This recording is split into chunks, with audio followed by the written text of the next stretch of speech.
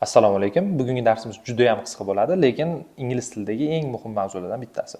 Bugun bizda verb haqida gaplashamiz, ya'ni o'zbek tilida buni fe'l deymiz. Bu ingliz tilidagi so'zlarning bitta guruhi.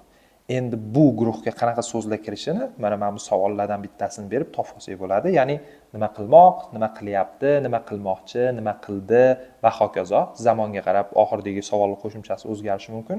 Kelinglar misollarda ko'rib chiqamiz. Men nima qilyapman? Misol uchun men gapiryapman. Gapirmoq degani speak. Yana nima qilyapman? Men dars o'tyapman. Dars o'tmoq, teach. Siz nima qilyapsiz? Tomosha qilyapsiz. Ko'rmoq, tomosha qilmoq degani watch. Nima qilmoq? Yaxshi ko'rmoq, like. Nima qilasiz? Suvni nima qilasiz misol uchun? Ichamiz. Nima qilmoq? Ichmoq, drink. Va hokazo. Ingliz tilida eng ko'p ishlatiladigan verblarni bitta faylga yig'ib Telegram kanalimga joylaganman. Link orqali kirib yodlab qo'ysangiz o'zingizga foydali bo'ladi.